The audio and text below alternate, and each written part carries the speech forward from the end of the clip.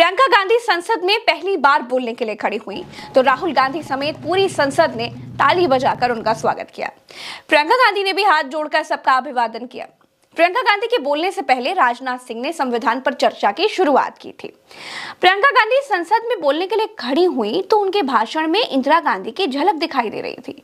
बिल्कुल वही चश्मा पकड़कर बोलने का अंदाज, वही बालों का स्टाइल। तो प्रधानमंत्री नरेंद्र मोदी जी का कट्टर दुश्मन खुलकर मैदान में आ चुका है, या फिर यूं कहिए कि बीजेपी पार्टी का कट्टर दुश्मन खुलकर मैदान में आ चुका है, जिसके सामने कहीं ना कहीं काफी बड़े बड़े नेता नतमस्तक होते हुए नजर आ रहे हैं। पुराना इतिहास दोहराया जा रहा है दोस्तों। आज से कई साल पहले जिस तरह से इंदिरा गांधी को खत्म कर दिया गया, आज वहीं पर उन्हीं के रूप में संसद के अंदर सीधे तौर पर खड़े होकर यहां पर मोदी को ललकारा है प्रियंका गांधी ने दोस्तों। और जो सवाल जो मुद्दे उठाए कहीं ना कहीं उससे खलबली बीजेपी पार्टी के खेमों के अंदर मची हुई है। आप इस रिपोर्ट को देखिए। नमस्कार। प्रियंका गांधी संसद में पहली बार बोलने के लिए खड़ी हुई तो राहुल गांधी समेत पूरी संसद ने ताली बजाकर उनका स्वागत किया। प्रियंका गांधी ने भी हाथ जोड़कर सबका अभिवादन किया। प्रियंका गांधी के बोलने से पहले राजनाथ सिंह ने संविधान पर चर्चा की शुरुआत की थी। प्रियंका गांधी संसद में बोलने के लिए खड़ी हुई तो उनके भाषण में इंदिरा गांधी की झलक, बिल्कुल वही चश्मा पकड़कर बोलने का अंदाज, वही बालों का स्टाइल।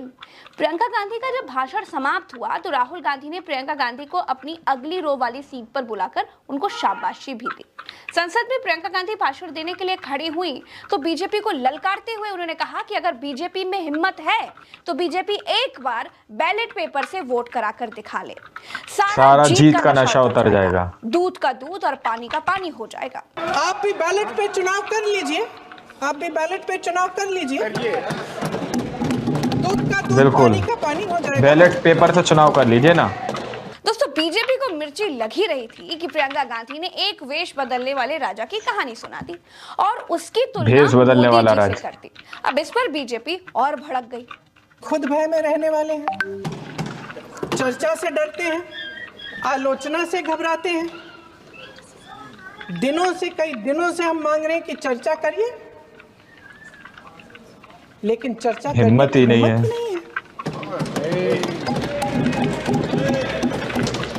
एक कहानी होती थी अध्यक्ष महोदय, शायद बचपन में आपने भी सुनी होगी। राजा भेष बदलकर बाजार में आलोचना सुनने जाता था। ये सुनने जाता था कि प्रजा मेरे बारे में क्या कह रही है, मैं सही रास्ते पे चल रहा हूँ कि नहीं। लेकिन आज का राजा, भेष तो बदलते हैं आज के राजा, भेष बदलेगा, भेष बदलने का, लेकिन न जनता के बीच जाने की हिम्मत, ना आलोचना सुनने की। सीधा सीधा यहाँ पर मोदी जी को राजा से कंपेयर किया गया दोस्तों। मुझे ऐसा लगता है तो राजनाथ सिंह और अमित शाह चुपचाप उनको सुन रहे थे। प्रियंका गांधी बड़ी से बड़ी बात को बड़ी सहजता से कहती जा रही थी। जिस अडानी के नाम पर भारतीय जनता पार्टी संसद नहीं चलने देती है, जिस आरएसएस की बात पर हंगामा हो जाता है, दोनों पर प्रियंका गांधी ने बहुत गहरी बातें कही थी कि भारत का संविधान संघ का विधान नहीं है। बिल्कुल ये बात सही है, संघ का विधान नहीं है। एक व्यक्ति के लिए सब कुछ बदला जा रहा है। सुनने की हिम्मत रखो, इसमें जो लोग बीच में बोले उनसे कहा जा रहा है। मैं अध्यक्ष महोदय जी, अध्यक्ष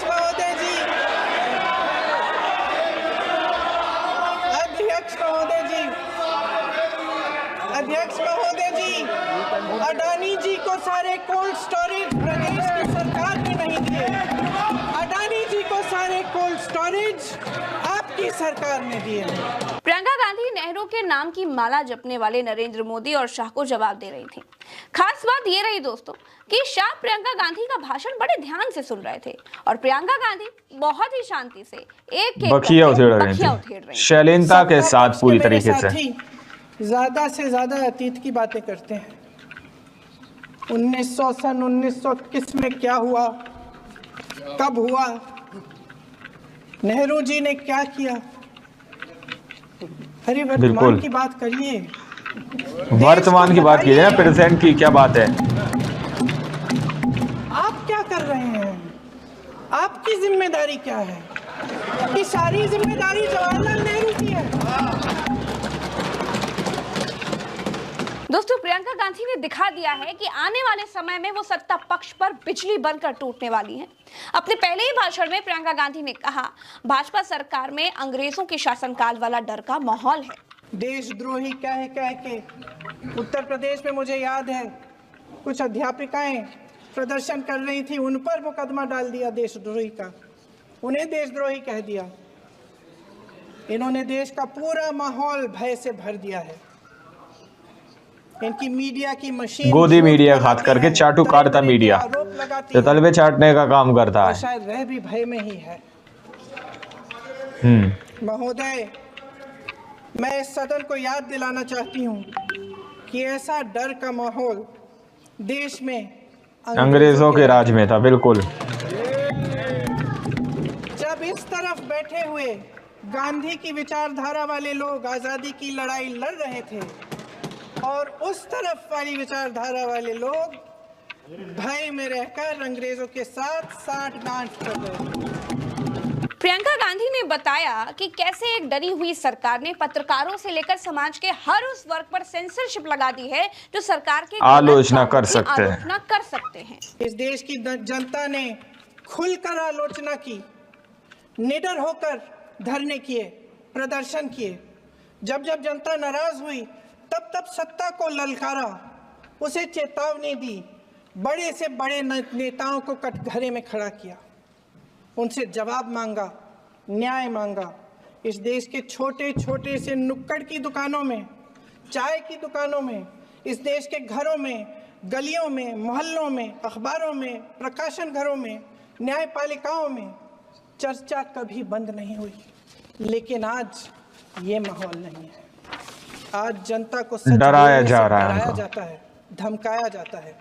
पत्रकार हो या विपक्ष का नेता हो या किसी यूनिवर्सिटी का प्रोफेसर हो, छात्र संघ हो या कर्मचारियों का संगठन हो, सबका मुंह बंद कराया जाता है। किसी पे ईडी, किसी पे सीबीआई, किसी पे आईटी, किसी पे ईडी, किसी पे सीबीआई, फर्जी मुकदमे लगवाए जाते हैं, जेल में डाल दिया जाता है।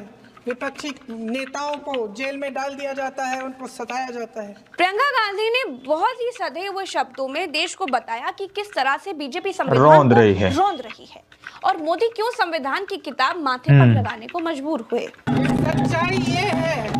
सच्चाई ये है अध्यक्ष महोदय कि आज संविधान संविधान संविधान बार बार इसलिए कह रहे हैं क्योंकि इस चुनाव में इनको पता चल गया कि इस देश की जनता ही इस संविधान को सुरक्षित रखेगी। दोस्तों, प्रियंका गांधी के बाद अब अखिलेश यादव भी संविधान के मुद्दे पर बीजेपी पर बरस पड़े और अभी उत्तर प्रदेश के उपचुनाव में भाजपा ने कैसे संविधान का गला घोटा वो बताया। जिस समय उत्तर प्रदेश का इलेक्शन चल रहा था, बहुत से लोगों को वोट डालने का अधिकार जिनको था उनको अधिकार से रोका गया, उनसे उनका अधिकार छीना गया, खास करके यूपी के अंदर देखा गया था। और जो लोग वोट डालने जा रहे थे उन्हें डराया धमकाया जा रहा था, बैरिकेड्स लगा दिए गए थे, ऐसे इंतजाम किए गए थे कि ये वोट डालने के लिए बताइए पोलिंग बूथ तक ना पहुंच पाए।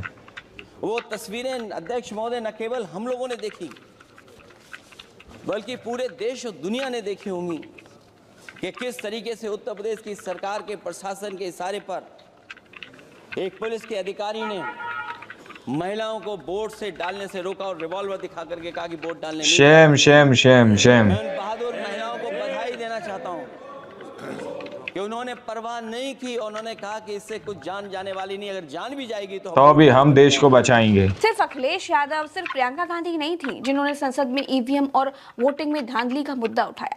शरद पवार के एनसीपी से सांसद अमोल ने भी ईवीएम से धांधली का मुद्दा उठाया था। महाराष्ट्र के सोलापुर जिले के मार्कड़वाड़ी के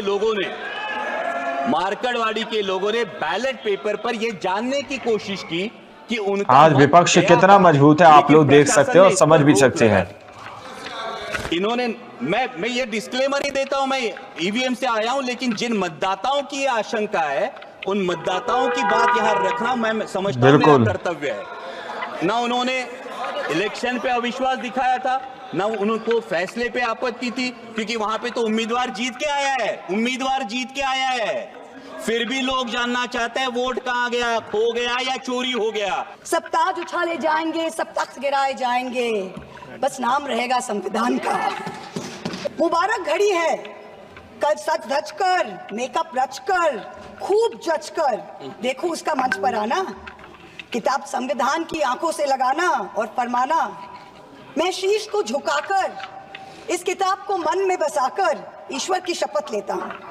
रात ढलने दीजिए, दिल बदलने दीजिए, कल तलक ये बेवफा सितमगरों का बादशाह सब भूल जाएगा। वाह, क्या बात कही है। उगाएगा, दूरियां बढ़ाएगा, रोज संविधान के धजिया उड़ाएगा। यही हो रहा है दोस्तों, आज महफिल सजी है, बड़ी जबरदस्त संसद के अंदर की ये तस्वीरें निकल के आ रही हैं। मुबारक घड़ी है। संसद के विपक्षी खेमे में अब एक के बाद एक होनहार महिला वक्ताएं आ रही हैं। महुआ मोइत्रा ऐसा बोली कि संसदीय कार्य मंत्री किरण रिजिजू ने उनके खिलाफ कार्रवाई करने की धमकी तक दे दी। मामला को संज्ञान में लिया है, आप देखने के लिए कहा है, लेकिन मैं सदन को इन्फॉर्म करना चाहता हूं, इस पे कार्रवाई होगा और हम लोग का तरफ से एप्रोप्रिएट पार्लियामेंट्री एक्शन लिया जाएगा। इस तरह का टिप्पणी आप बच नहीं सकते हैं, आप बच नहीं सकते हैं, ऐसे टिप्पणी करके बच नहीं सकते हैं। दोस्तों, होनहार बीरवान के होत है चिकन पात। अपने पहले ही भाषण में प्रियंका गांधी ने दिखा दिया कि वो राहुल गांधी के कंधे से कंधा मिलाकर खड़ी हो चुकी हैं। अपने भाषण में उन्होंने करीब करीब 20 विषय शामिल किए थे, लेकिन किसी भी विषय पर बोलते हुए प्रियंका गांधी संविधान की थीम से भटकी नहीं। बीजेपी के लाख सुखसावे के बाद भी उन्होंने अपना आंकड़ा नहीं खोया और धैर्य बनाकर बीजेपी को बीजेपी जवाब दिया, जवाब देती रही। फिलहाल के लिए दोस्तों, आप लोगों ने इस वीडियो को शुरू से आखिर तक देखा। वीडियो के अंदर साफ तौर पर आप लोगों ने देखा कि प्रियंका गांधी ने किस तरह से हर एक विषय को, हर एक मुद्दे को उठाकर उस पर बातचीत की है। बताया कि किस तरह से यहाँ पर जगह जगह पर, जैसे मणिपुर जैसी जो जगह है, उनके तस्वीरें सामने निकल के आ रही हैं, बावजूद इसके फिर भी एक राजा की उन्होंने कहानी सुनाई कि एक राजा भेष बदलकर जगह जगह पर जाता था और सीधे तौर पर कहीं ना कहीं वो राजा को प्रधानमंत्री नरेंद्र मोदी जी से जोड़ते हुए यहां पर कहीं ना कहीं जो है ऐसा लग रहा है कि उसको बयां किया गया है, यानी कि मोदी जी से जोड़कर उन तस्वीरों को यहां पर बताया गया है कि एक राजा भेष बदलकर जाता था जनता के अंदर जानने, लेकिन आज का राजा भेष भी बदलता है लेकिन जनता के अंदर नहीं जा पाता। दोस्तों, इस तरह की बात यहां पर कही गई है। वहीं पर सीधे तौर पर संविधान को लेकर बात की गई, वहीं पर बैलेट पेपर को लेकर बात की, दूध का दूध पानी का पानी हो जाएगा, यानी कि खुलकर दोस्तों, जैसा मैंने स्टार्टिंग में कहा कि मोदी जी का कट्टर दुश्मन खुलकर मैदान में आ चुका है। सीधे तौर पर प्रधानमंत्री नरेंद्र मोदी जी को ललकारा, इस तरह से मैंने स्टार्टिंग में ही कहा था। या फिर आप ये जो है जिस सवाल है, क्या वाकई में ये बीजेपी के लिए एक उनका दुश्मन समझा जा सकता है, यानी कि मोदी जी का, या फिर ये दुश्मन समझा जा सकता है? इस सवाल है दोस्तों, है ना, क्योंकि कोई किसी का दुश्मन नहीं होता। राजनीतिक तौर पर हम लोग कह सकते हैं कि हाँ, एक दूसरे से ये लोग कांटे की टक्कर रखते हैं और जवाब दिए जाते हैं। लेकिन इस रिपोर्ट को देखने और सुनने के बाद आप लोग क्या सोचते हैं, क्या समझते हैं, अपनी राय कमेंट सेक्शन में जरूर दीजिएगा। मिलते अगली वीडियो में, जब तक के लिए जय हिंद, जय भारत।